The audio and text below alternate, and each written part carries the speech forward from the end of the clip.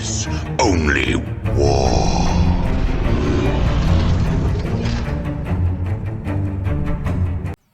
What is up, gents? 40k Dirtbags here. We got a battle report for you today. We are doing a RTT win for the Dread Talons Night Lords build.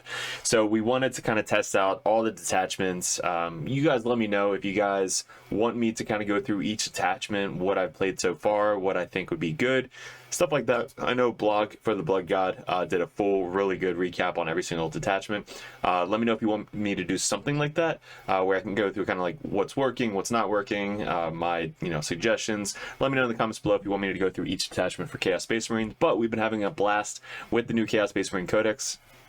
We won an RTT last time with Chaos Cult. We placed fourth at ACO, Atlantic City Open, with Chaos Cult. So we already know that's good. Everybody knows Raiders is already good. We did Siege Hammer last RTT, which we placed first in, and then this RTT we just placed first with Dread Talons. So we kind of started at the bottom and working our way up. So next might be Deceptors. I know a lot of people really want me to run that, and then we got the Veterans of the Long War, and then we got the Soul Forge. So there's a lot of different detachments we got to be trying out. I wanted to go from like worst to best, because if we're playing Raiders, it's kind of really not, everybody knows it's good, so there's really no point to do it. I'm rambling. We're gonna go over this video. It's gonna be a little bit longer, kind of like the Fellhammer Siege Host video. We took pictures of every game that we did. I go through the tactical aspects of each game that we played. We run through the list so you know exactly why I did what I did. And then kind of my suggestions at the end of the video on what I would change, what I think about this detachment, and stuff like that. So if you guys are new to the channel, appreciate you clicking on the video, hit the like, subscribe, do all the YouTube shit, and head over to Discord, because that's where the Dirtbag Nation is originated. And Patreons, wouldn't be doing this without you. You guys are super close to that $1,000 a month goal. I believe we're at $970 right now. If we get another $30, we're going to be doing a $1,000 merch model giveaway that we did once we hit 500. So we're really close to that. I really appreciate the support from you guys. It kind of keeps me competitive and going to as many tournaments as I possibly can, traveling across the country to kind of go to these tournaments, so that way we can perform and grow the Dirtbag Nation and the coaching aspect. So it's always good to have a coach in your corner. That's what the Dirtbag Nation is all about. You guys get to bounce ideas off of us, ask us any questions, any armies that we play, we give you a specific coach. If you guys are Grandmasters, we can go through battle reports with you. We can play specific lists you guys want to see us played live, as well as get a monthly call to go over anything before a tournament or an RTT or a GT. So that's what the Dirtbag Nation is all about, to guys get you better at 40k as a whole. And if you guys want that, level of competitiveness on your side, head over to the Patreon page. I really support it. So what do we have here? We have merch. So there's new merch. Sorry, I got to do all this ahead of time, but there's new merch. We got the widgets, which are legit. We use them every single game. All the dice are 10% off. We're trying to get a new these are limited edition, so these will never be sold again. So if you guys want the last limited edition dice, these are it. We have models. We have two new models. One is Cypher, which is legit. It's sick. That's going to be up for sale. We have a Tech Marine, mainly a Grey Knight Tech Priest, because they're really hard to get. So those are the two new ones. We have the Cowed Assassin, Codiaz, and then the two Phobos, Librarian, and Captain models. All the stickers, 10% off.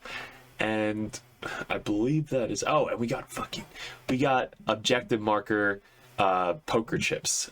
Sick. They are sick. I'm gonna be posting those on Dirtbag Discord. So once those arrive, we're gonna be selling those probably in increments of 5 or 6. So those are legit. They look amazing. But let's get into the list building first. Give you some tidbits. We have LSO, Lone Star Open, coming up. We have Nova Open coming up, and then we have Las Vegas Open. Those are going to be the 3 next big GTs that we're going to.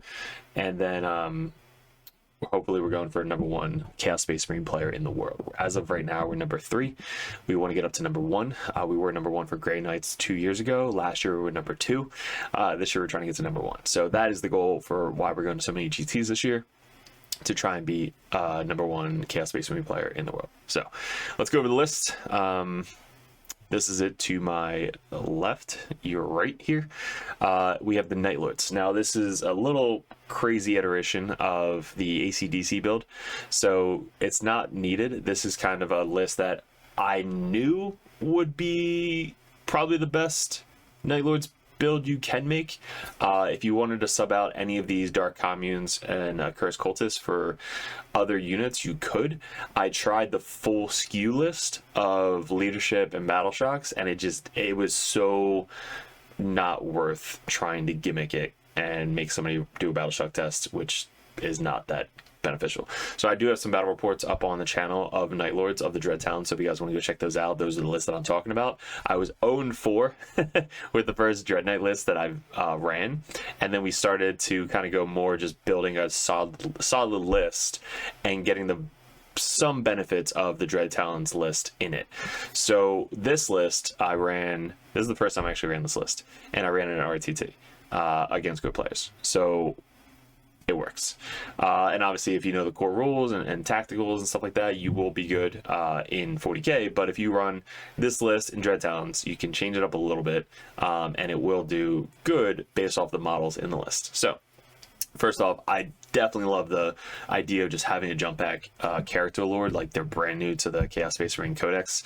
So I wanted to increment it into this list, and it's free strats now. So with the new Pariah Nexus and the free strat, like, he can literally come down within 3 inches. He can throw a grenade. He can get full real estate and wound. He's an awesome model. I probably would run 2 or 3 of them if I can next time I run this list, but definitely having one of them with the warp fueled thrusters, that means you can come off the board at the end of the opponent's phase and then come back down next turn. So you can use him as a solo character, kind of just running around doing actions. You can use him with a 5-man unit running around doing actions, or you can just have him come down, launch himself into something, and then, you know, go have himself die, which is usually what happens. So that is what we're testing out, kind of a bunch of different ways to run this guy. And then we have Cypher. Cypher should be in every single Chaos Space Marine list. If you guys don't have a Cypher, we're selling Cypher up on Discord. So head over there if you guys want to buy a Cypher model. But the Cypher is legit one of the best models in Chaos Space Marine at the moment with Vect. So everything within 12 inches is 1 extra CP. It just skews people's CP over so much. Use them more defensively the first 2 turns, and then by turn 3 you're kind of running them forward, getting into the end of the fray, and kind of blocking people's CP and stuff like that. So, and also he's got really good guns too. He can Dark Pack. He already has sustained hits built in, so then he gets lethals when you do a Dark Pact. So he can basically sustain and lethal with his pistols, though he's a beast. Cypher's really good. And then we got 3 Dark Communes. So one of the Dark Communes has the Eater of Dread. He's going to be your more defensive Dark Commune because you want him to be alive. So that way every single turn you can keep rolling CP. Now, I forgot about the CP enhancement I had until the end of turn game 2. So if you guys run this, make sure you're doing it every single game. On a 5+, at the beginning of the command phase, you get a CP. For every Battle Shocked unit they have, it's adding 1 to the roll. So you can basically go down to a 2+ to get a CP. If they have 3 Battle Shocked units, which happens usually after turn 2, then you get a 2+ on a CP. So this is actually really good, especially on a Dark Commune, because they're really hard to chew through. So this person starting on the table being more defensive is going to be really good for the Eater of Dread. And then the other 2 are just bare bone Dark Communes. One of these usually start in reserves, so you want to start them off the table, and on turn 2 you're bringing them on the table, or you're rapid ingressing them on turn 2. So either way, you're bringing them on, so that way they can advance and charge, or just move up and go kill something on turn 2. So then the battle lines, we got the Cultist Mob, obviously. 2 Legionnaires, both with last cannons, and then heavy weapons with the plasma pistol. So these are kind of in a rindos, just so you could have some more last cannons on your side of the table. Excuse me. We have 3 Cursed Cultist units. Again, this isn't needed. It's just what we knew was good already from our Chaos Cult list.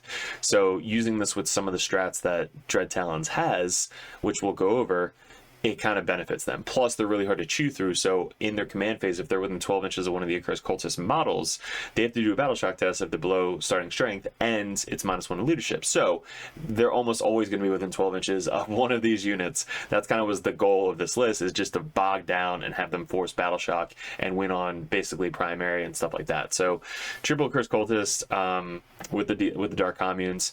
Then we have, you know, Bikes. Bikes are really good in Chaos Space Marines. They were good in 9th edition. They're still good now. They can't come off the board, but they get +1 to strength on the charge, and they're quick, and they still have good guns. So 2 plasma guns, and I put the Power Fist now on the champion, because when you charge into a unit, it's, you know, strength 9 on the Power Fist charging in.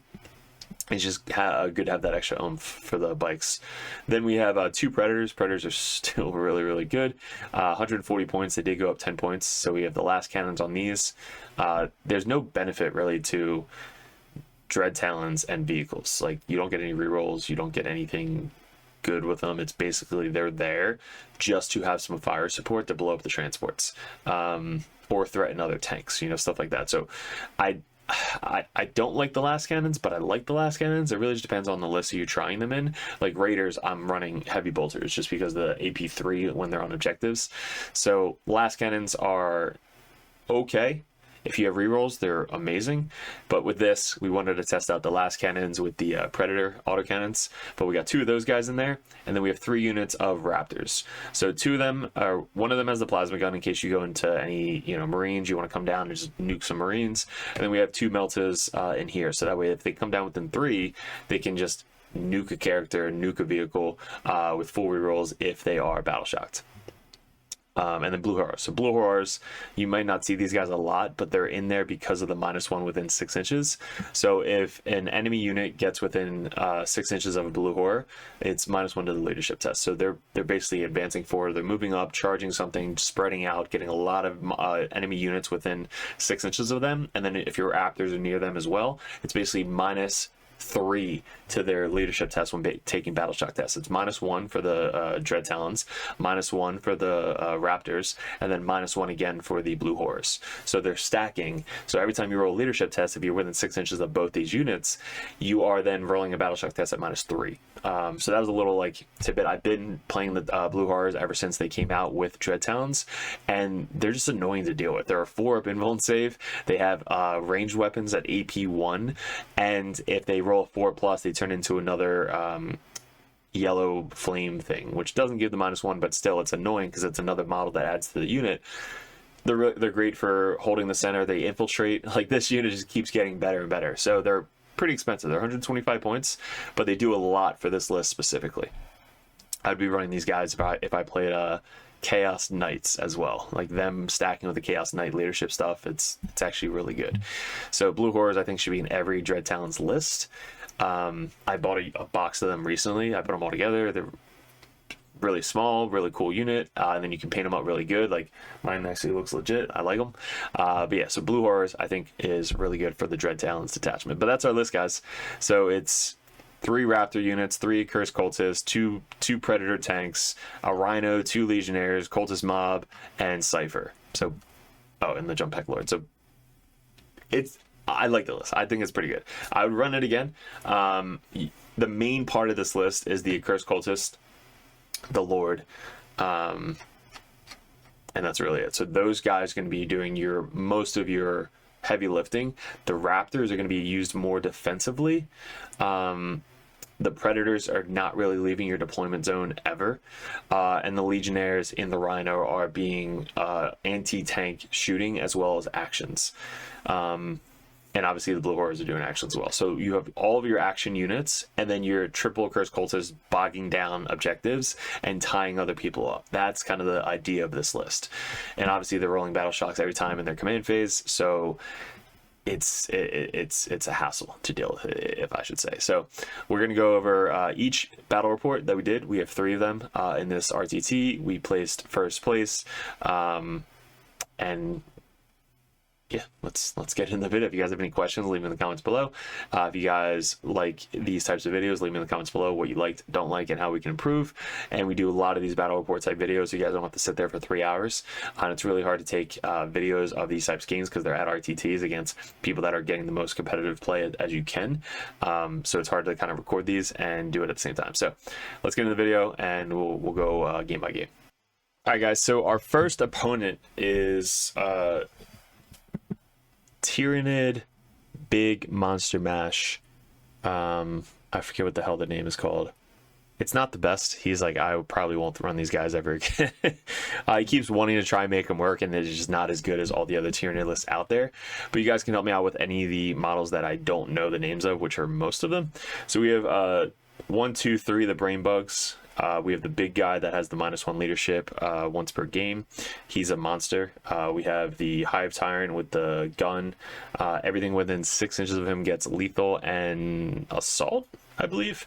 We have 1-2 of the big guys that have actual tongues that can go into characters precision with a gun. Like, that's freaking awesome. He's got one big flamer guy, one big D6 plus 6 damage guy, and then he's got 2 of the big penis guns over here, and a unit of 10 gargoyles, and 1 Ripper Swarm. So that was the list. This is the deployment setup. So this is alternate universes in Bluebell, Pennsylvania. They do tournament once a month. Great store, great turnout, great people running the store. So they actually ordered from Rexstar Lasers, and they got their own etching on the plates, which is awesome. So Rexstar Lasers has the custom terrain. I actually am using them in all my new videos. They're basically made for the Games Workshop layouts. So they're matching them perfectly to all the terrain setup, and you guys can buy these clear plexiglasses, which is great for bringing to any store you guys want to practice, because every Games Workshop has the measurements now in the little app, and you can set them up to practice. Even if you don't have great terrain to put on top of it, you can either buy Rexstar Laser terrain, which I would highly suggest, or you can just use the store's terrain to put on top of this terrain, and it works perfectly. So Rexstar Lasers in the description below. You use the code DIRTBAG for free shipping. But this is the terrain setup. So we have the little L's in the center, and then we have the big L's over here. Rectangle, rectangle, and then these things. Everything is 2 inches if it's not, one of these big walls. And these pipes are the 2-inch things as well. So everything is a ruin. And then what's cool about Games Workshop, they actually put what is attached and what is not attached. So these are actually 1 piece of terrain, and then these are 2 pieces of terrain. So that was cool that they actually added that, because that actually comes up a lot in tournament settings. So that was cool that they changed that. So this is the terrain setup, and this is the deployment. So we have diagonal deployments. Actually, no, this is a long deployment. So this is the stepping stone. So we have going up this way, down this way, and up that way. So mine's going up this way, and then down that way, and up that way. And then obviously we have the infiltrators. This little triangle right here is perfect for infiltrator, nurglings, scout moves, anything like that, because you can basically start your scouts right here or even up here, and then just scout 6 inches this way into this little terrain cover piece. So I love this setup for scout and terrain setup. They're actually using this setup at LSO for our Chaos Cult, so this is going to be insane for 3 games on this terrain setup. We have our bikes back here, 1 unit, 2 units on the table. Our predators back here, so they could kind of scooch up and get some line of sight on the big bugs. Cultists to make this sticky. Rhino at Legionnaires, and Cypher, I believe, is in this little bunch right here, so he can kind of run up and do something next turn. His deployment, he's just got so many big bugs. He just basically put him in squads of 3 all along here, and the gargoyles are there to kind of make this sticky and then move forward in his turn.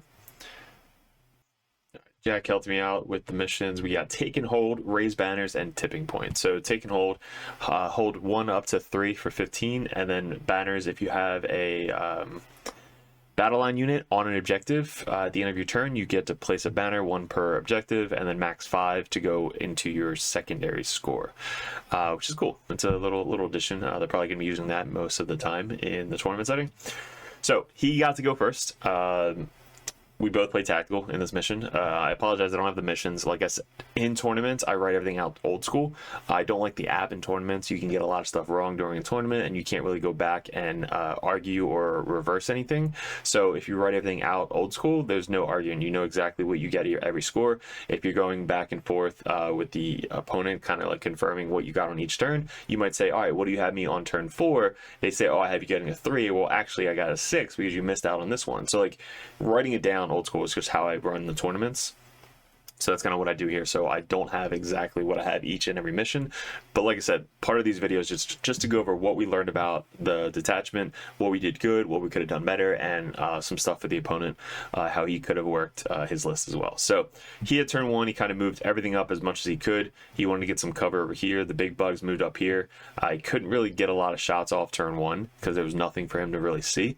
So he basically just planted everything up as much as possible. He couldn't get anything on the objectives, so he basically just chilled out turn 1 and did nothing crazy. So on our turn, we basically advanced forward as much as we possibly can. We did advance and charge on the green squad up here. This is the first time he saw a cursed cultist and what they could do. So I was like, all right, let's get a good lesson into you on what you might be seeing moving forward with Chaos Space Marines. The green guy or the blue guys did the one action where if you're in the terrain feature and you survive next turn, you get the points. Now the wording on this is they just have to be on the table to get the points. They don't still have to be in the zone or the terrain feature. So what you could do here is you can stick one guy in the terrain feature, just barely touching in there. He could die. You can then take that guy off, and then you still get the points because you did the action, and now you're on the table next turn. You get the points. Like, that is small stuff, but it actually plays huge in tournament settings. And then these guys, again, they advanced up. I think I rolled like a 5 or a 6 for the advance. So we got pretty far from behind this building all the way up to here. Now we have like a little 5 or 6 inch charge right here. And we did the +1 to hit, +1 to wound. So we wanted to see if we can kill this big bug turn 1 and just kind of flood the zone on this top side. Rhino advanced up here, or just moved up, got line of sight. 2 last cannons, 2 last cannons, 2 last cannons, all lined up to this big bug over here. This is the one that's the flamer, but if I can kill the flamer, that's going to help out with my cursed cultist not getting flamed to death every single turn. The yellow guys kind of spread out this way. They wanted to tag the center objective just to kind of get some more points on primary, because it's going to be hard for him to remove the entire thing, I think, on turn 2. These guys spread out just to block the backfield. I don't want his Ripper Swarm just getting free points behind enemy lines, stuff like that. And we shot everything into this bug, and I think we did like 1 or 2 wounds to it. We tried to bring these guys, since I went second, the warp fueled thruster guy got picked up, and then on my turn got brought back down for free within 3 inches on his objective to try and steal it. I got assassinate turn 1, so I wanted to try and kill his big brain bug. I was like, we can try it. So we come down within 3. I forgot he has an Overwatch. It's like 2d6, 2 damage, AP 1 or 2, ignore cover. Like it kills Marines. So he Overwatches and kills 4 fucking dudes from the Overwatch. So there goes that plan.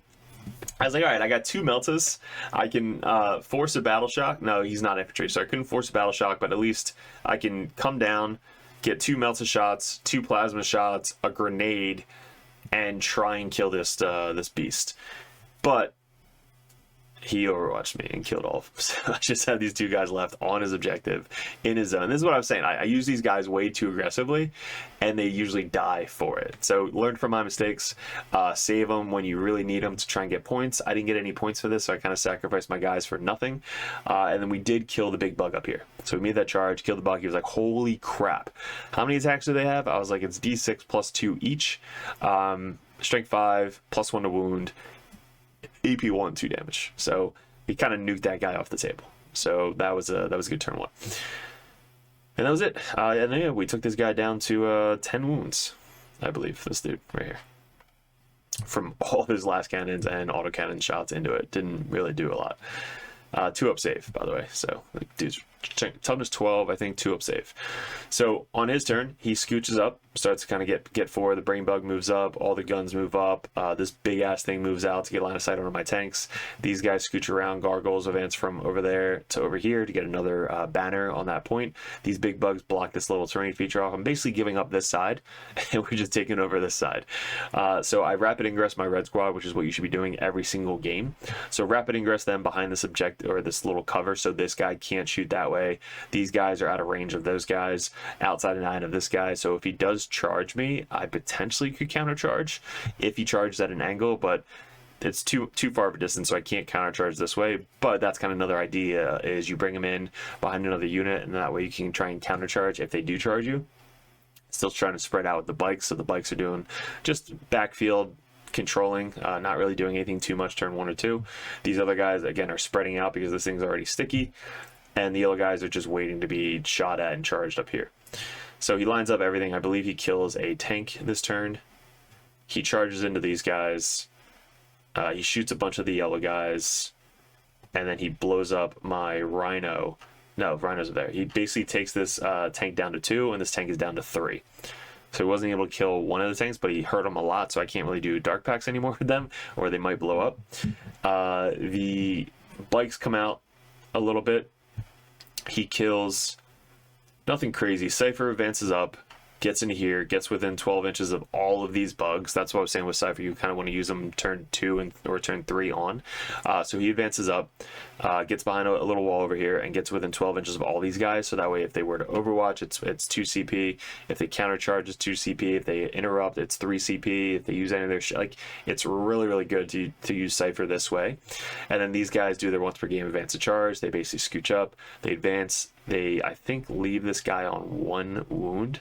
After all the shots, again, go into that guy, all the charges, everything. And then over here, we're using the green guys and the red guys at the same time. Green guys don't have their advance and charge, but the red guys do. So the red guys advance and charge. We split attacks. We basically take these guys down to like 5 wounds each. The green guys are just tying up the backfield objective. The Rhino had to scooch up, drop these guys off to do an action. I brought in the Raptors over here within 9 inches to do the action on this deployment zone. Or they just sat there. They might have just came and waited.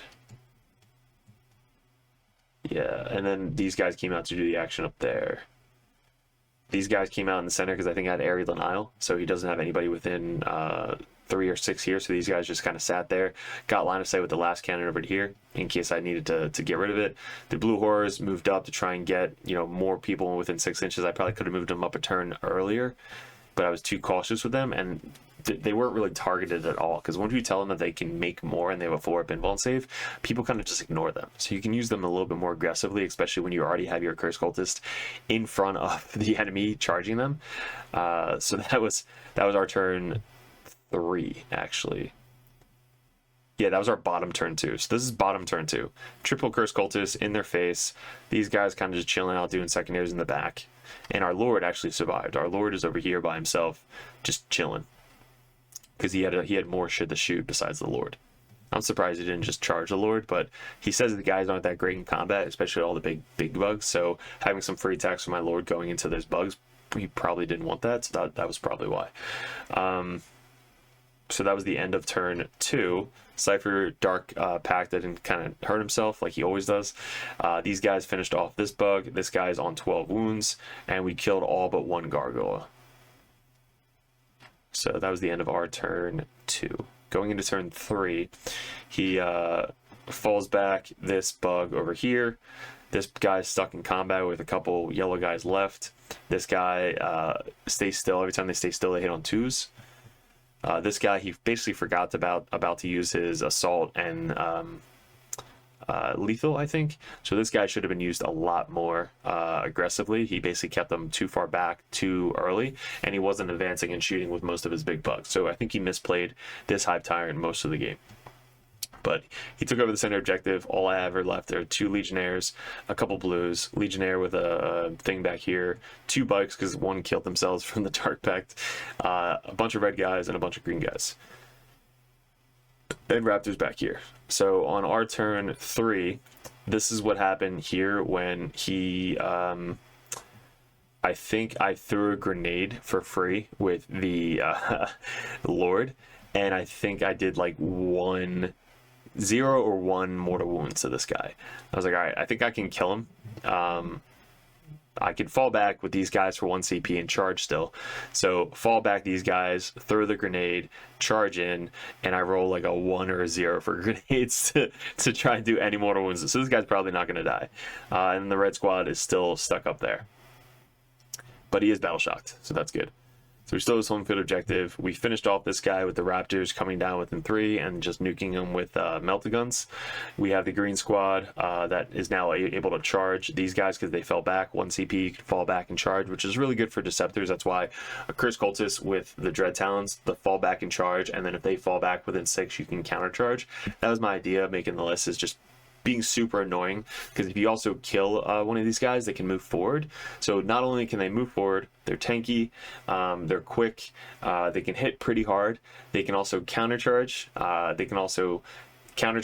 within 6 if you fall back, and they can fall back and charge. So all those tied together in the Dread Talons makes a Curse Cultist pretty good. Blue guys finally got up to the fray. Everything within 6 inches is now -1 leadership again. But I forgot to mention that when you go into bugs, they have a 3 dice battle shock test if they're within the range of the overlord things, but my detachment literally does nothing to this list, so I couldn't really test out the full battle shocks.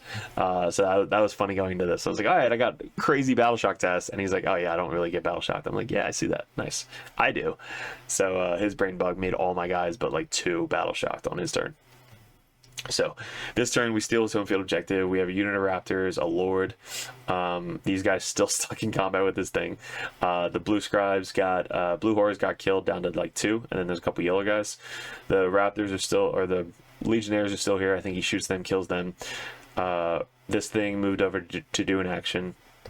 Raptors scooted up. Bike charged in. Legionnaires charged in, and he's still got a bunch of big bugs left. There's one character here left. I basically fell back her just so she doesn't die in combat. And most of my army is up here still. But at this point, we're kind of leading on primary and secondary, that it's not really have to worry about how many's left. It's really just worried about the points. So if you focus on the points and just keep trying to do the secondaries and actions, you're going to win the game. Even though they're tabling you or they have more models, just focus on doing points and you'll be able to beat them on primary and secondaries. So he basically finishes up most of these guys over here. Yeah, so this is what we have prior to this turn. So we have these legionnaires, bug, and some raptors, and then after this turn, he's got 3 big bugs with the hive tyrant. I have raptors, small green unit, pretty good red unit. This guy, rhinos are just so freaking good in this edition. Chilling on that objective. This is still sticky. These guys are controlling this. So, end of his turn, he tries to get as much as he possibly can line of sight into this unit. He kills all but 1 of the green chicks and leaves 4 big red guys and this guy left. There's still raptors, and he might have killed... Oh, so the Lord was clutch. So the Lord kept going up and down like the rest of the game. So he basically comes down here behind enemy lines because he still has the warp-fueled thrusters, so he's able to come back up and go back down for secondaries. That's what I was saying. If you bring this guy just solo for secondaries, he's actually pretty good at just doing that. And then the Raptors are doing their actions over here. These guys ran behind cover. And by the end of the game, this is the final score. So this is the final map. And this is the final score. So we finished up 90. Now we don't do paint scores up front. We do paint scores at the end. So we finished up with 90 to 47. So we had the paint scores at the end, obviously. But so for primary, we did really good on primary. We had 10 turn 2, 15, 10, 15. So finished up with a 50. And then for secondaries, we had 3 turn 1, 11, 8, 10, 10. So we had a really good secondary score. So we basically had maxed for the score, 90 out of 90. And then Nids, we kept him to 5 the most of the game. We stole all but his home field objective, turn 2. And then we stole his home field objective. So then he was only able to keep the bottom objective. And we kept ours sticky. We fought for the center. We held the top. And then we hold his. So basically we held 3, fought for 1, and then just gave him the other one. So anytime that you're fighting for, max 10, you only have to worry about 2. Your home field and then 1 more. When you're worried about 15, you have to hold your home one sticky, hold 1 more pretty reliably, and then fight for another one for 15. So that's going to be anytime you get any max up to 15. And then he had 0 turn 1 because he went first. He had 0 turn 2 because he wasn't able to really kill, I think, Call the Horde and a character. And then 9, 11, and 4. So he finished up with 24 plus the 3 for banners. So he had 47 for his score. So that was the end of the game. Great game against a really cool opponent. He was really funny. And like I said, his Stampede, Crusher Stampedes, just not the best going into 10th edition. And now with the Bring It Down, he doesn't really suffer that from anymore now. So he doesn't have to worry about bringing down as much, somebody going fixed against him. So that's a little bonus. But after the tournament, I was like, would you run it again? He's like, no. So he's going to put these guys back on the shelf and run the normal kind of busted new tier Nids list. So that was the first game. Let me know what you would have done differently. I played the Raptors more kind of like running around the table doing actions, and then the character Lord, I messed up with him turn 1. But the Cursed Cultist played great. The Rhino with the Legionnaires did exactly what they needed to. The Bikes and the Cultists just kind of screened out the backfield most of the game. And the Predators tried to kill something. That just wasn't their matchup against the 2-up save, big-ass toughness 12 bugs. So that was the first game. Let's get into our next game against Necrons. All right, and this guy is probably one of the best guys I've played at recently. He is also a newer player. I think this was his first or second RTT, and this kid knew exactly what he was doing. The roles, core roles, army roles, tactics, like that's when you know you're playing a good player, when they know their rules like left and right, but also they know the tactics and core rules. I always say if you know the core rules of this game, you'll win most of your games. Just with the little movement, blockage, deployment, all that stuff. So this guy played very, very well. So this was a very good game, very tight game. I thought I was actually going to lose this game. So this was against Canoptic Court, I believe. So it's 2 units of rates with the character. If I have a Feeling of Pain, 2 of the big walking big gun blast things. You got the character with the lone op toughness 8, I think. 4 up Feeling like this guy is a tank. One solo dude back here, unit of the Tesla guns with the character. They get full rerolls, hit, full rerolls, wound, explosions. Like these guys murder. One of the Satans, and then he's got a Void Dragon in reserves. So that was his deployment. We're playing Scorched Earth and Insane Bravery. Corner deployment, infiltrators for a snake wraith unit is nuts, especially with this deployment. You can kind of infiltrate up pretty far, as well as scout move. So like I said before, this is just such a good thing to go right there. Now we put our 2 units on the board like last time, and also the 2 Predators almost the same spot for the Rhino, and same spot for the Bikes and the Cultists. So basically we deployed the same way almost every single game, but with this we put the red guys in reserves like we always do, so that way they can rapid ingress. I've played Chaos Cult into the Wraith Brick before, and with the full rerolls to hit and wound, they can kill a Wraith Brick. That's how nasty the Chaos Cult unit is. But with the Night Lords, they don't have any rerolls, so they only get the +1 hit, +1 wound once per game. So I know it's going to be really tough to kind of break through this this brick right here. And I don't really have any characters to kill his characters, so I can't precision out his characters. So mainly we're just going to have to try and win the battle, even though they keep coming back. They don't hit that hard back, but still they're just unkillable if you don't kill them all at once. So he gets to go first. I don't think I went first at all this game. So he goes first. He kind of sets up his turn 1 pretty good. Basically, he puts all of his wraiths ready to go behind this thing. He leaves 1 wraith right there. He moves up this guy over here to get Holy Within 6. So he's got the within 6. He's got the Arrow of the Nile, and I forget what else he had on turn 1, but everything else kind of stayed hidden. So he didn't have a crazy turn 1. Like this guy stayed hidden, this guy stayed hidden, everybody else is kind of waiting. So we're playing the waiting game on turn 1, and then this guy just moves up on the other side of here,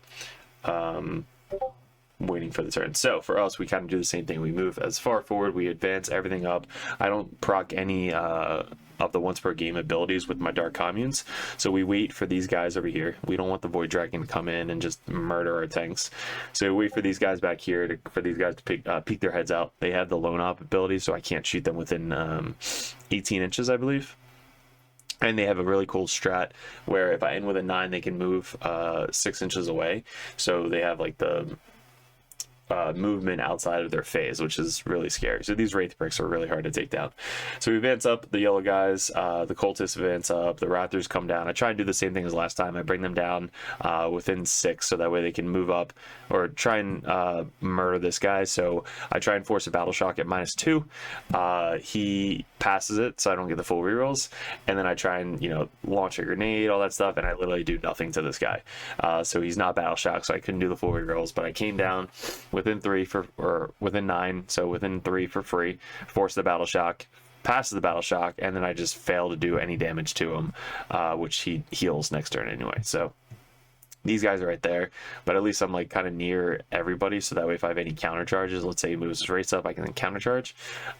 Unit of Legionnaires get out. I try and put as many shots as I can into this guy.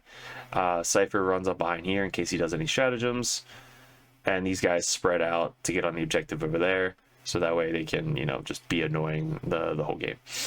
So that was our turn 1. So nothing really crazy. His turn 2, he moves up his race over here.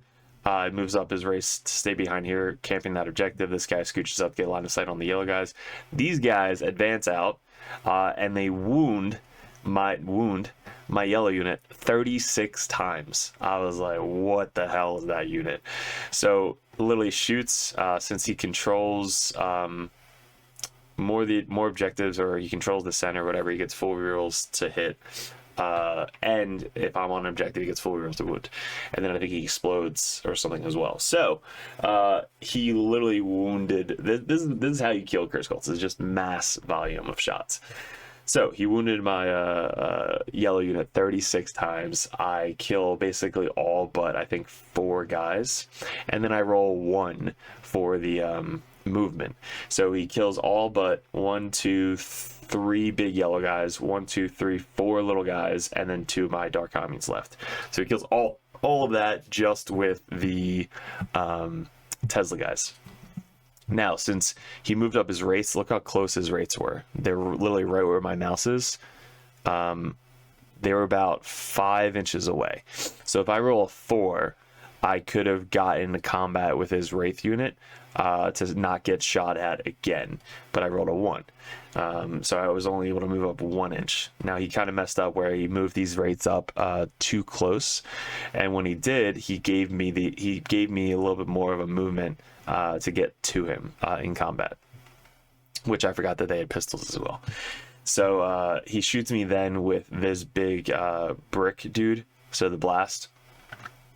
Shoots me over here. He kills a couple more guys. All I have left is the Dark Commune chick, and then 2 of these, or 3 of these guys left. So I have Dark Commune chick, 1 little guy, and then 2 big guys, and then I get into combat, but he shoots me with pistols. So he kills basically all but 1 wound of this guy and the Dark Commune. So now we're in combat over here with just 1 guy. We did rapid ingress our red unit like we always do. So the red unit came on. My goal really next turn is just to kill this unit as much as I possibly can. And if I could take 1 full Wraith brick off the table, kind of like he did with my Cursed Cultist unit, then it's back to an even game. So he shot me a shit ton with the Tesla, shot me with this guy, and took me down to 1 guy with her because of the pistols from the Wraith unit. So even though I touched him, he was able to shoot me with the pistols. So then we have left over here is my Lord with 1 Raptor guy, and then there's about 5 regular cultists here, 2 Legionnaires left over here, and then we start to just kind of surround this character in the center with the blue scribes. He doesn't really want to kill him. I don't really care about them right now, so I'm just trying to block him from keeping the center objective from me. So once he shot me with all those guys, I was like, all right, these guys have to die. So he moved up this guy on the objective, and he wanted to try and control that. OPSEC 4, I only have 2 on the objective, so he controls that. He doesn't want to charge me, I guess bog me down. I guess I could do a lot of damage to him if he charges me, because he doesn't have enough attacks to kill a unit, so I'm able to kind of just whittle him down with the amount of attacks plus lethal hits. So I think that was smart for him not to do that. So what we did was we advanced in charge with this unit, we advanced in charge with the red unit, and then we kind of launch them forward to try and take out this this Tesla unit that just murdered the shit out of him last turn. So these guys spread out, kind of fall back, spread out, so this guy couldn't move anywhere, so he's stuck. 2 Legionnaires hopped on the objective, Cypher scooted up, tanks came out to play, get within range of these guys. I think I fell back with my yellow unit. So when I fell back with the yellow unit, he spent 1 CP, or it might have been 2 CP because of Cypher. Spent 2 CP to move over my unit, my yellow unit that fell back. He kills them with the mortal wounds. So he's able to move up a little bit and then move away. And anytime he passes over a unit, he's able to roll D6 per guy, and then any 4-ups. It's like a free grenade. So he grenades the rest of my yellow unit, which is great. And now they're stuck there. So he's got a unit on the objective. I have my red unit over here. I'm basically launching my green unit up. I get enough guys onto the tank over here, or this over here, to tie it, so that way he can't get points for the primary next turn. And I brought these guys down within 3 inches back here. So we wanted to steal this back objective, steal this one, tie that one, and then try and control this one down here. I want to really try to stop his primary as much as possible, because I'm already running low on resources because he murdered a unit on turn 1. So after this turn, we charge in and we kill basically all but the character. The character survived with 2 wounds left. I charged in with Cypher. I charged in with the Legionnaires. And I tied up this unit over here. So he still has 2, 4, 6, 8 on this objective, so I wasn't able to control this objective. I took over this objective, and I tied him on this objective. So, like I said, tie, took over, he still has. But we stole this backfield objective as well, which was the goal of the Raptors, is, again, just to do secondaries and kind of be annoying, coming down within 3 inches. But we killed his full Tesla unit with our +1 wound, so that was good. We took them off the table, because if they got another run of shooting against me, I probably would have lost the game. Predators scooted up, did a bunch of damage to the unit that I charged down here, but he rolled a lot of invuln saves and field and pains, so I didn't do a ton of damage to them. Next turn, moves up his Satan, shoots and then charges basically the bikes. Bikes die. The Void Dragon comes in on my table edge, and he literally shoots my Predator over here and kills it by accident. He wanted to try and make the 9-inch charge, but he kills the Predator with the Void Dragon shooting, so he has to try and charge the other guy, which is like 11 inches away, so obviously he fails that charge. But Void Dragon now is 1 Predator down and in my backfield. This unit's just slowly whittling down while he still has a bunch of race left. This guy fell back over here, healed back up to full. Green unit's just kind of sitting there. And then this is the next turn. So the green unit now takes over his home field objective while killing the big beast, the little guy, and I believe I think that was it. So it was just the guy, the floating jet bike dude, and then the big beast. So they finish off that unit. These guys again are still surrounding this guy in the center just to keep the objective and keep him just standing there. This is where I messed up. I launch, this guy has 4 wounds left, so I'm like, all right, I throw a grenade, shoot him at last cannons, do everything I possibly can, and then I charge him. And why I charge him, I have no idea. So the Rhino backs up on the objective. This guy's on the objective, so I 4 on the objective. All I had to do was literally just stay on the objective and just sit there. Instead, I was like, all right, I could do 4 wounds. So I charge in with only do 2 wounds to him. And then he just sweeps and takes me off the objective. So I don't control that objective. I lose 5 points because I think I was trying to capture this enemy objective or do a cleanse or something. I think I cleansed with this bike. And since I didn't control it at the end of the turn, the cleanse didn't go off. So I really messed up that turn right there. They should have literally just either stayed in the tank. No, they had to get out. So they basically should have just got out, walked over here, spread out, bike, go over there so that the guy couldn't kill both, and then the Rhino fall back and just stay on there. So that's where I really messed up over there. I left him on 2 wounds. Void Dragon then scooches up and starts to burn my objective in the home field. Tank moves up, trying to get away from the Void Dragon. The 2 Legionnaires shoot and charge this guy, leaving him on 2 wounds again, so he's still alive. And we're literally just beatboxing, slapping each other with pillow fists in this corner over here. This tank is still alive. The Raptors came down over here to do an action. And I believe that is my turn. So his turn. This guy had enough room because I didn't really place him accurately. So this guy had enough room to walk through into over here to try and do something to the squad. Raptors come over here to start controlling the objective. Now you can burn on turn 5 now if you go second. So that was a huge change to the new rules for Pariah. So these guys are there to get for the primary and then try burn it at the end of the game for the secondary or for the primary to get 10. This guy lived. He is battle shocked. He killed basically everything over here. So he's on the objective with 3 wounds. I line up everything to basically shoot this guy. So the Void Dragon is spending the turn burning this objective. I move my Predator tank up to get line of sight onto this guy. and I believe the Rapt or the Predator is the one to take 3 wounds out on this guy to kill it. Because if this guy lives, he then would have just advanced back here to start killing my Raptors, getting me off his home field objective, which would have just swung the primary so much. So luckily, the last cannons finished off this Satan, luckily with 3 wounds left. So good job, Predator. These guys, Blue Scribes, literally just sitting there for the whole game. And then we're fighting over here. So all I have left is 1 red Dark Commune chick with 3 wounds, a bunch of battle shocked units over here, 1 regular Legionnaire with a character there, and a full green squad with some Raptors. So going into the next turn, this is where the Predator ended up. Finished off the Satan. These green guys had to come back, so they advanced or they moved down over here.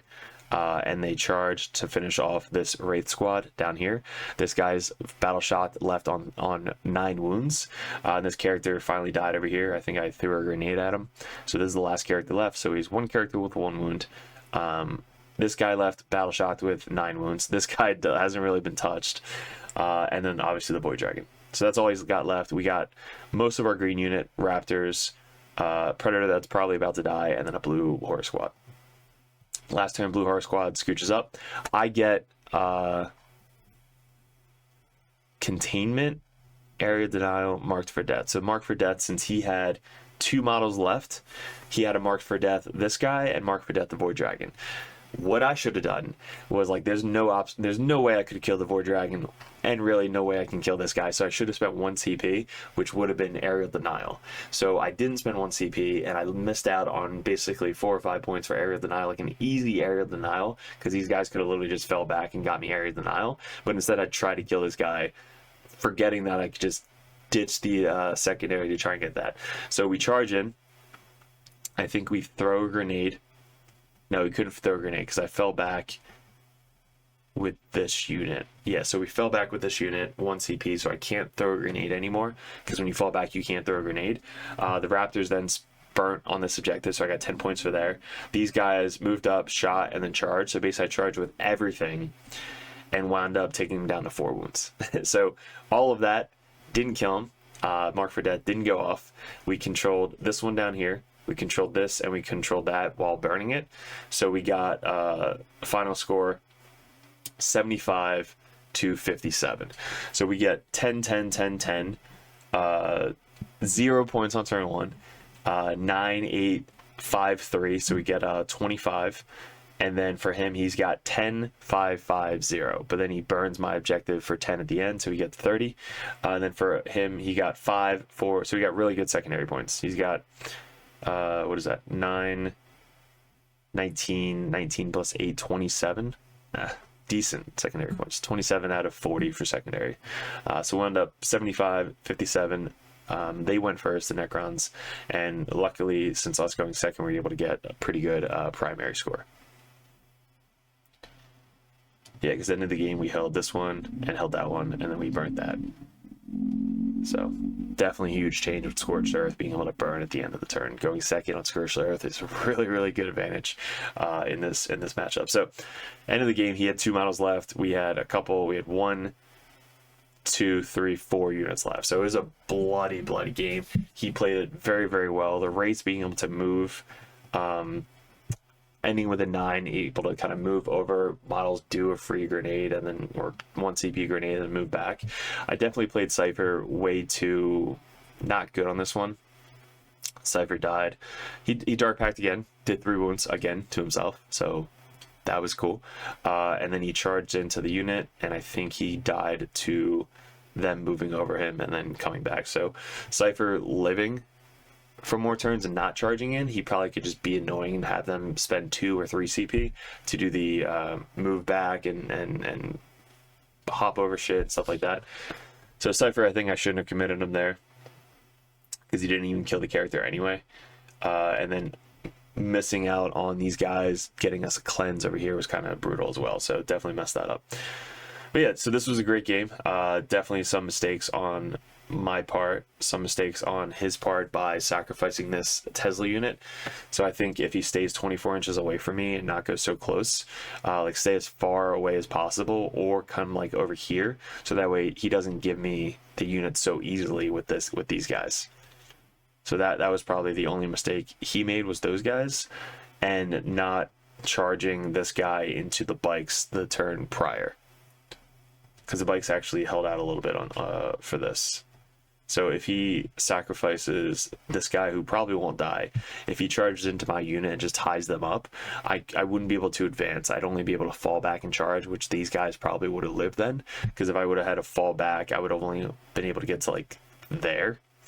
And then that would have been like a 6 or 7 inch charge to get to there, instead of like advance 12 inches up here and then charge like a 2-inch charge. So that would have been a huge difference if he would have just tied me up and done some damage to me.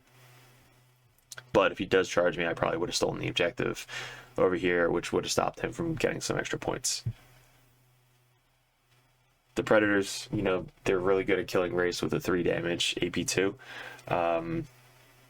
But again, if you roll the 4 saves, it really doesn't matter. And these guys coming in to nuke unit is really what I wanted to do, which actually happened. So the red unit killing a unit, trading a unit for him killing the yellow unit, and then basically we were just kind of slap boxing the rest of the game with his rates into my red Accursed cultist unit. So, and I think I messed up here not surrounding him fully, so that way he can walk back and try and time me up back here. So he should have stayed on the objective, wrapped him around, and just, if he gets into combat, I don't die, and I fall back again and just kind of sit there. So that was another mistake, letting him have the movement to kind of get through me. So, but yeah, all in all, great game. Let me know what you saw, what you liked, what you didn't like, how we can improve on that game. And net grounds are still in a really, really good spot. So final matchup, 75 to 57. And again, max is 90. So last battle is against our boy. He's playing Chaos Space Marines, Garrett. He's a local guy, plays every Monday at the store. We always talk about the Chaos Space Marine lists. And this is probably one of the most brutal matchups me and him have ever played. So we'll get into everything about this, what we liked, what we didn't like, how we can improve, and stuff like that. But this goes to show, Garrett, you're awesome. I love playing you, man. This is a go-to example where if you play in a tournament, you have to both have fun. If you're playing in a game and you don't have fun, there's something wrong between the two players. And I felt bad because I texted him after. I was like, hey, man, I don't ever want to not have a good game with somebody. So I really wanted like feedback on what we did good, what we could have done better. Anytime you play a Dirtbag, I want the Dirtbags to represent the Dirtbags and have a great game on both sides. So after this game, you guys will see what happens with this game. But at the end, he's like, this is probably one of the worst games I've ever played.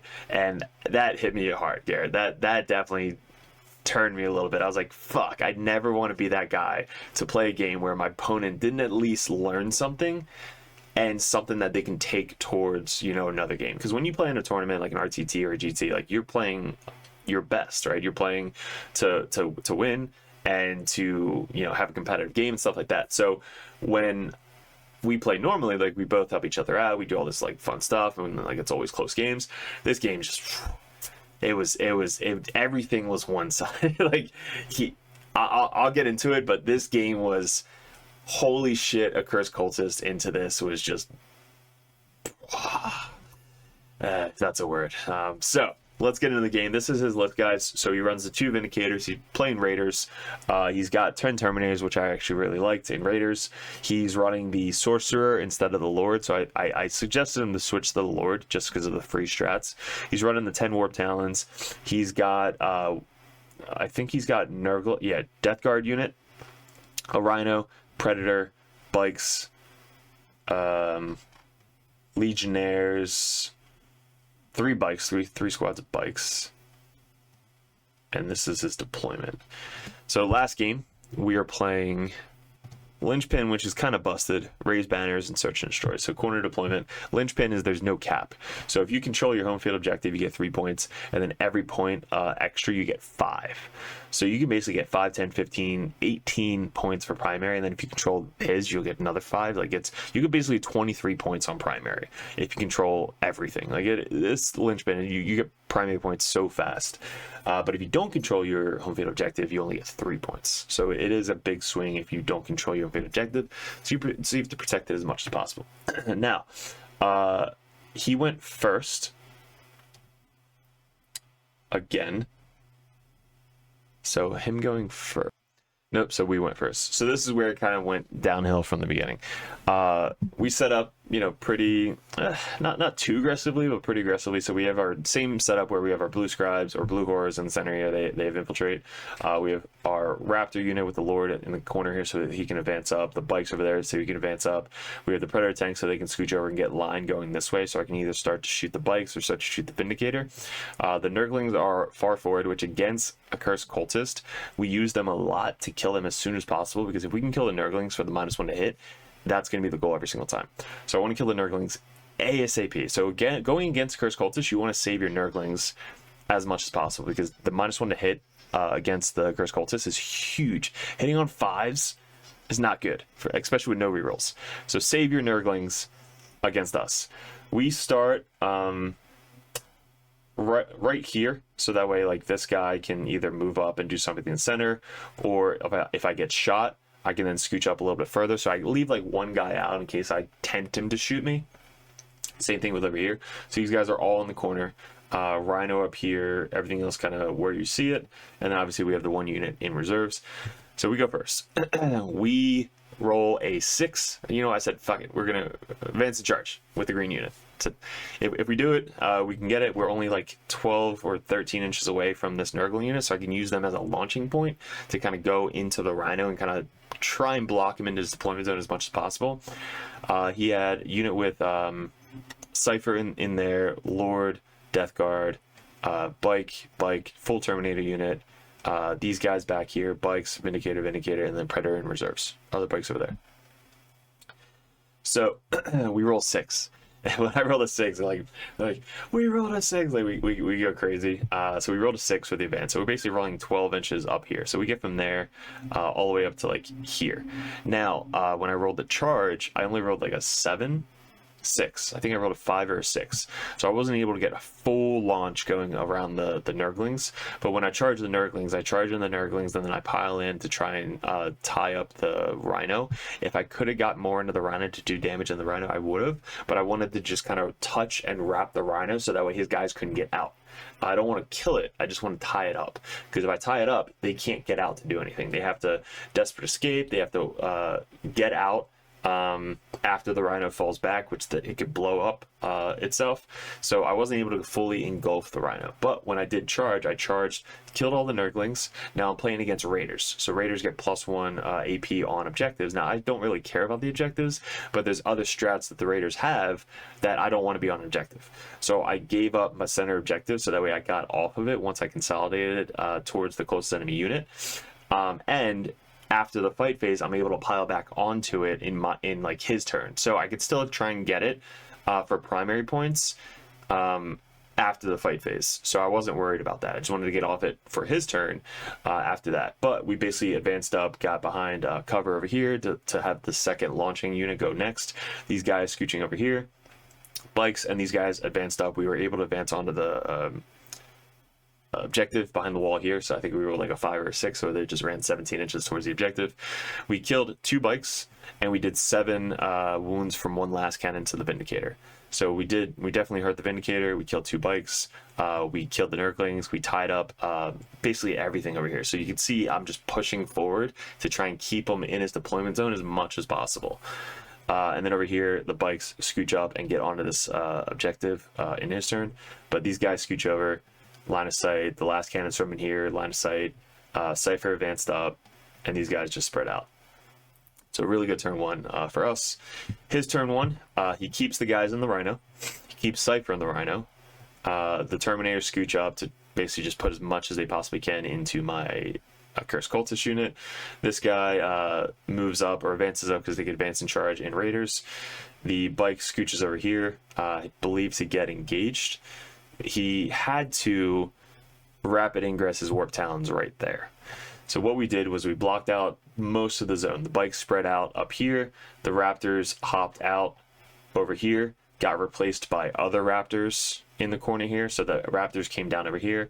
These Raptors scooted up. We blocked out basically from where his Warp Talons are. We blocked out from here all the way down here to here, and then down this way. So he could have brought the warp. Oh no. So we brought the Raptors in within 3 inches here and spread out. I just wanted to try and block out the entire table this turn. So when we brought them down here, we spread out 2 inches, 2 inches, 2 inches, 2 inches, 2 inches. And then he was able to kind of get a little squeegee thing right about here. That was the only spot on the entire table he was able to come in at. And then we brought our red guys down here. Brought the guys in. I was like, fuck it. If we make a 9-inch charge, we make a 9-inch charge. And of course, we made the 9-inch charge. That's just, again, just rapid downhill for Garrett. I felt so bad. These guys spread out. These guys advance back to spread out to block the backfield. So we have basically all of this blocked out. He does a lot of damage to my green unit. So my green unit got whittled down to after the charge. So he charged me with the Terminators, killed all but 3 big guys and the Dark Commune chick. So I actually survived a full charge from a Terminator brick, and some shots from inside here. So kills all but these 3 guys. I then fall back, and now we're like, all right, how many of the Terminators can we kill? We force a battle shock. We kill this thing with a grenade. I think it only had 2 wounds left. So we moved up these guys. I launched a free grenade into the vehicle to kill it. We advance and charge, get +1 hit, +1 wound with these guys. So we advance them up to get charge off on these guys. These guys tend to charge the last bike over there, so I don't want to shoot it. And then the blue guys want to charge into these guys as well to try and spread out the -1 leadership. So when I came down with the 3-inch thing, I try to make these guys battle shock, which they didn't fail a battle shock, so that was good. And I just wanted to do as much 1 damage to all these guys as I possibly can. When these guys came down, if I could just plink 1 damage from each unit during his turn, he'll have to roll a leadership at -2 because of the Raptors within 6 and then the Dread Talons. So if I kill just 1 guy there, 1 guy here, and just plink 1 wound on this Vindicator, he's gonna have to roll a leadership for every single one of them. And same thing for the bikes over here. If I can make the charge, I take over this objective and kill the bikes, and then I line up all my 3 damage shots and last cannon in the Terminators. So I kill all the Terminators, but these guys right here after the charge. So we kill all these for shooting, and then we charge in with literally everything. They're at +1 hit, +1 wound. He's got a Sorcerer, and then 5 Terminators left. I charge in with Legionary unit, yellow unit, Cypher shoots, blue unit charges in, charge the bike. Now the cool thing about the Raptors is they have a consolidate with the Lord 6 inches, so you can kind of yeet them forward and back pretty far, because when you charge off an objective, you just have to be within 6 inches of the objective to get back onto the objective. So let's say I charge into the bike, kill the bike. Well, now see, I'm further than 3 inches, but it says you can pile in and consolidate 6 inches. So with the rules with consolidate, you can consolidate closer towards an enemy unit. If there's nobody near you, you can then consolidate closer towards a objective, as long as you can get on the objective. Well, 6 inches is freaking far. So basically I launch them forward, and then I consolidate diagonal onto the objective behind cover over this way. So that was such a cool move, just kind of advancing forward or moving forward, charging, and then moving all the way 6 inches back after we killed the bike. So we got 2 Raptor units with some bikes over here. We killed most of the Terminators, and again we fell back and charged with the green squad over here to tie up again this Rhino. So the 10-man squad and those Cyphers still stuck in the Rhino here. And of course the red unit made their charge, so we killed the 3 bikes over here. And there's really, again, there's nothing that he really could have done differently. I think we talked about this at the end of the game, starting the Raptors on the table, because being able to block out most of the table by turn 2 is really good. And then him having to spend a CP and rapid ingress them in. If he started his Raptor or his Warp Towns on the table, like where the Terminators were, or like right behind this cover right here, it would probably deter me from launching my green squad forward on turn 1. I probably would have moved them forward like a little bit more cautiously and potentially try to get into his Raptors in a different way, or Warp Towns. So if he would have done that, it would have been a completely different game. And then maybe if he yeah, that's really it. So just starting the Warp Towns on the table, and Cypher on the table he had to kind of be careful of the Warp Town or the Raptors coming within 3. But if he's like behind this wall or behind this wall back here and just block out, you know, the within 6 of the Raptors over here, like you probably could do it. So it wasn't bad keeping Cypher in the vehicle for the first turn, but then getting him out once I come down on turn 2. So that was my turn 2. We basically kill all but these 2 Terminators right here. So after the charge, he's got the Sorcerer and then 1 Terminator Captain left. And then again, these guys fell or moved back 6 inches for the Consolidate. And the Warp Talons, again, Rapid Ingress up there. We killed 1 bike. We killed 1 of those guys. And I don't think we did any wounds to the Vindicator. But we did kill the bikes down here. So all he's got left on turn 2, top of turn 2, he's got a 10-man with a Rhino, 2 Terminators left, Vindicator, Predator about to walk on, Warp Talons, and a unit of 2 bikes with like 9 cultists. So going into bottom of turn 2, he brings out his Legionnaires with the Lord. He brings up his Warp Talons to kill all the blue guys, so that way they can kill and then hop off the table. The Terminators just stay in combat to just fight some Legionnaires. The Death Guard get out of the Rhino. Cypher gets out of the Rhino. And when Cypher gets out, he's basically surrounded by the green guys. So I have to spend, I think, 3 CP to interrupt. And when I interrupt for 3 CP, the green guys killed Cypher. So the green guys then piled in, attack Cypher before Cypher was able to attack. And we killed Cypher for 3 CP because it's +1 CP when you interrupt. Rhino then moved back over here, get out of the way. Vindicator backed up. And he kills all the Raptors back here. He kills all but 1 green guy. There's a bunch of yellow guys that died this turn. He got a lot of charges off this turn, so he was able to come back a bunch. We still have our full red squad down here, which still has the +1 to hit, +1 to wound, because I made the 9-inch charge without proccing the advance and charge because I didn't need to. And then we still have our 2 Predators alive down here, just kind of shooting long shots into the Terminators and the Legionnaire brick. We have a Chaos Lord over here, ready to go. He still has the free strat, so he can basically advance up and launch a strat and charge. So that's basically what he ends up doing. So the Raptor unit moves up, launches a grenade at the Lord over here to kill the Lord. We move up the yellow squad over here. The green squad scooches up. The red squad advances in charge. So the red squad advances, charges the Death Guard, murders the Death Guard, piles into the Rhino. And the Warp Talons had a rapid ingress again because they were off the table. So we blocked out most of the table again. So they had a rapid ingress back in his deployment zone. We blocked out most of this with the bikes. We still have all these guys blocked out with the cultists back here. We have the 2 Predators blocked out most of this. He could have came in over here, but there really was like no point. Most of the action was going on up here, because if he comes in over here and then kind of charges in over here, he's not really going to do a ton of damage. He would kill most of them, but he won't be able to kill the squad, and you'd have to kill a unit to get off the table again. So he needs to come over here and try and finish off these 2 units of a Chris cultist with his like 50 attacks. But yeah, at the end of the game, this is the end of turn 3.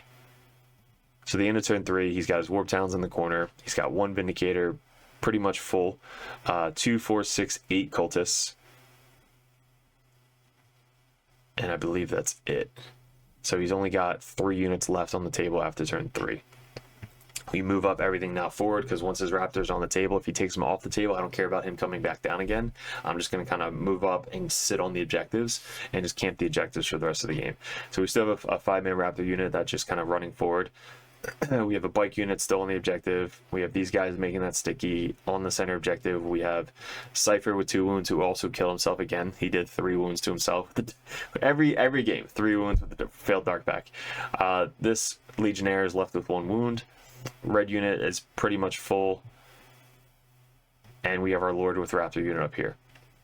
So what I wanted to do here was I charge the cultists, and now since they can pile in 6 inches, I charge the cultist, and when I charged the cultist, I ended up closer to the Warp Talons.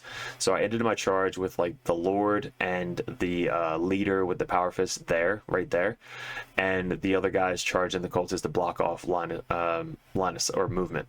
So with the red unit, they charged the cultist as well. So I blocked off some movement with the red unit, and then the two Raptors blocked off base to base with the cultist here. So the other Raptors were able to charge up this way, making the Warp Talons the closest target. And then when I pile in 6 inches, I'm able to get my Lord and the other character with the Power Fist into combat with his Warp Talons. So then I launch my 5 attacks with the Lord, as well as the 3 attacks with the other Power Fist. So I'm basically launching, 5, 6, 7, 8 attacks with the Dark Pact, going into his Warp Talon unit. And I'm able to kill, I think, 5 of them with the Consolidate going 6 inches. So at the end of this turn, he's got a Vindicator with 7 wounds left, and then he's got 5 Warp Talons left right there. And we basically have the rest of the table. So after this, I think he deletes most of that unit with the Warp Talons. And then on my turn, I just move up more. I take over his home field objective. All he's left is the Warp Talons. So at this point, I believe we call it there. Yeah, so at the end of the game, we finish up with a 50 for primary, 37 for secondaries. We had 3 turn 1, 7, 8, 9, 7. So we had pretty good secondaries the whole game. And then for primaries, we had 8 turn 1. We had 13. That's holding 2 and then your home field, and then that's holding 3 and then your home field, and then on turn 5 we held everything. So we finished out with 50 out of 50 for primary. Then down here we had 3 for primary because he held his home field objective on turn 2, and then he wasn't able to hold his home field or other objectives on turn 3, 4, or 5. And this is where I was like, fuck, if we would have just done something different during deployment, it would have been a completely different game. Now he knows really what it does. He basically knows, like we kind of talked at the end of the game, what to do against Cursed Cultists is focus down 1 unit at a time.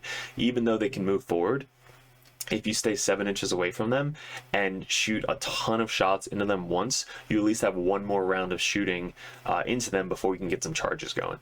So if I roll a 6 for my Blood Boon pack, my Howling Horde movement, if I'm 7.1 inches away from you, like you keep your guys 7.1 inches away, even if I roll 6, I'm not in engagement range with the closest enemy target. So now you have 1 more full round of shooting from a unit to whittle down more Cursed Cultist before I actually get into combat. So that's one way to kind of whittle them down, is just say 7.1 inches away from them. So that way they can't move closer towards you and get into combat from 1 round of shooting. So he finished up with an 18, and we finished up with an 87. So let's go back to other ways that we could have done differently. The deployment we already went over. He had his Terminators there, which was fine. If he had his Warp Talons like right here, that would have deterred me from, charging in turn 1 with that. I probably would have just advanced up with the green squad over to here, just behind this ruin, just to kind of wait for 1 second. I wouldn't have procced the +1 hit, +1 wound. And then on his turn, he would have had full range to move his guys out and potentially get the charge off on me first, or kind of advance up and kind of block with the Rhino and Nurglings behind this wall over here. So again, keeping the Nurglings alive against Cursed Cultist, one of the best ways to beat us. And then the Vindicators, they do a lot of work into the Cursed Cultists, but you need at least 2 rounds of shooting with them to do enough damage. Forge Fiend's still really good into a Cursed Cultist, like 3d3 plus 12 dice. Blast is just nuts into a Cursed Cultist, and 3 damage, so I can't take them on the big guys because then they just obliterate. So Forge Fiends are still really good into a Cursed Cultist. And then again, the Terminators, if you have Armor Contempt, which I think Raiders do, you just Armor Contempt when I charge into your Terminators, so that way you just have 2 up saves against my entire unit. So I think it was hard for him to do that because I had Cypher like there most of the game. So when he committed his Terminators, I moved Cypher up to make Armor Contempt 2. If he has a Lord, it goes back down to 1. So Armor Contempt doing on a 1 is definitely worth it. So bringing a Lord into the Terminator unit was definitely worth it. And I think if this Rhino, I guess you could put it there, but I mean, if you just put it where these bikes are, so that way you can commit the Rhino, like advance the Rhino up to here, you know, having a nice little fighting force with the bikes in this objective down here, because all he had was really fighting over the center objective once I blocked him up. So if you change those three things about this game, completely different game. It's not even the same game. It's more of a waiting game on who's going to commit first. And against Raiders, if you can stop from being on the objective and then get on the objective next turn, that's going to be one of the best ways to beat Raiders, because most of their strats and enhancements are people on objectives. So that's kind of like why I'm trying to either stay out of line of sight on an objective, or piling off on objective and then piling back on in the fight phase. So that's a way to get around the Raiders. And Cypher, dude, she's just so good. Like, you have to keep him on the table. Like, I could keep in the Rhino and then commit him next turn out of the Rhino, because he does have an assault weapon. So keeping him in a Rhino safe for at least the first turn, and then advancing him into another safe spot for turn 2 is one of the best ways to play Cypher, another Vect target, Kaldis Assassin, stuff like that. So that would be my suggestion for Garrett here. And again, guys, make sure you have fun. Like, if you're destroying your opponent and not laughing about it, or at least teaching both sides how to get better, how to improve the game, that's really what I'm going to say about this game. Is you want to have fun playing the game and teaching / coaching players how to get better. Because if you just go into a tournament and just stomp everybody in the tournament, you didn't learn anything, they didn't learn anything, it's kind of pointless. And especially if you go to like our Monday night games, right? If you're going into just a friendly game, you want to get the best friendly game you possibly can out of you and your opponent. You want them to get better, because then that gets your store better. If your store gets better, it attracts more better people. If more better people come, that's bigger crowds. Like, everybody around you just gets better. So every tournament you come to with us, we want to make sure that every game is good and every player learns to get better at the game. Not only does your money go farther because you're spending money to play the game, but it brings more people to the store that are all having fun, which brings more money to the store. So every single time you play a game, make sure you both are learning. Make sure you both are having fun. If you're not having fun, take a note, take a lesson from that. You know, hash it out if you want with your opponent. If the opponent's just like, say, you know, fuck you and walks away, obviously you have to learn from that and never do that again in the next opponent that you have. So that would be my suggestion for games like this, because it was definitely a very, very tough game. I don't know what I would have done on his side of the table if this, you know, situation happened. I definitely would have probably just not really known what to do.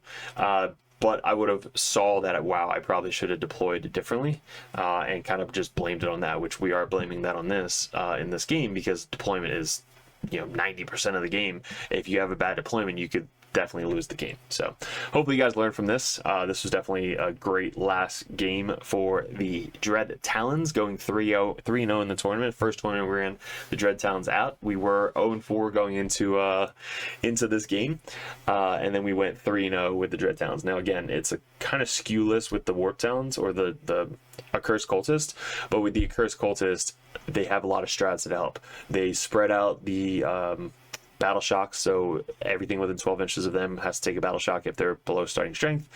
They have the countercharge strat. They have the +1 AP strat if they are battle shocked or below half strength, which I didn't use the entire game or tournament.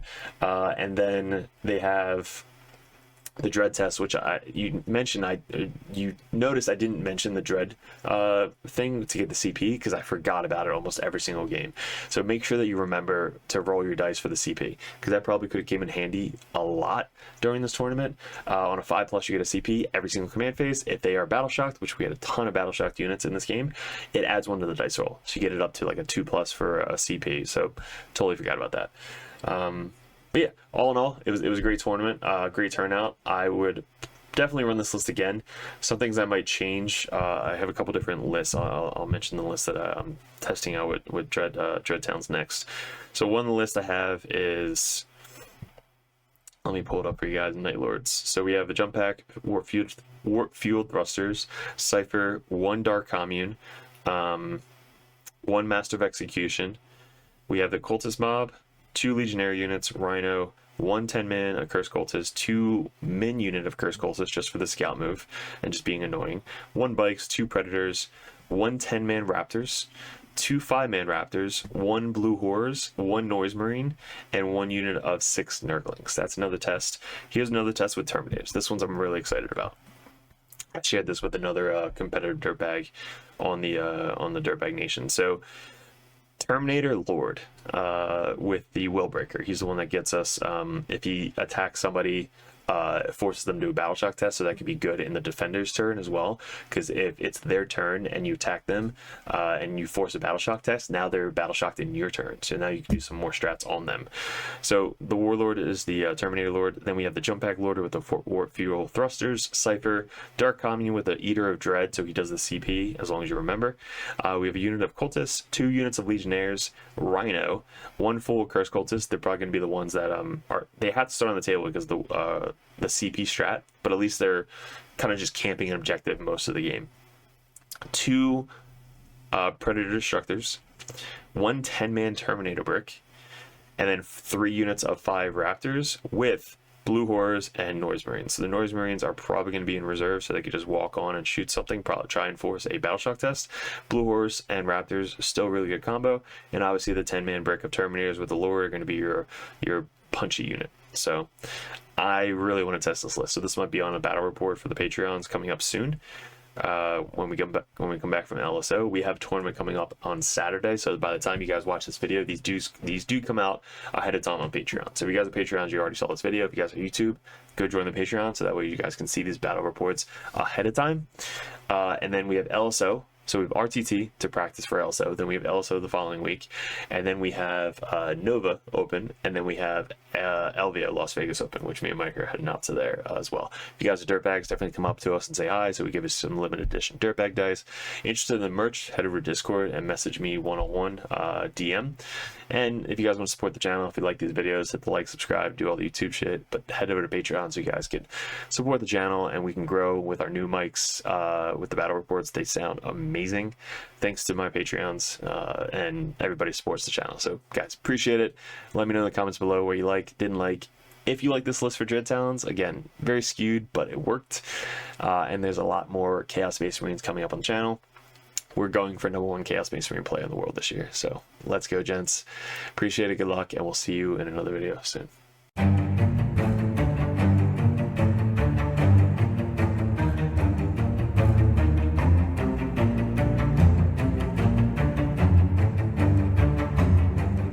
What's up, gents? 40k Dirtbags here. If you guys are thinking about joining the Patreon page, we're going to go over each tier and how it's going to benefit you and what you're looking for specifically to get out of 40k in 10th edition coming up. There's a lot of stuff to go over. There's a lot of tactical videos up on the channel, which is for free. There's going to be a bunch of perks that you get specifically for being a part of the Dirtbag Nation Patreon page.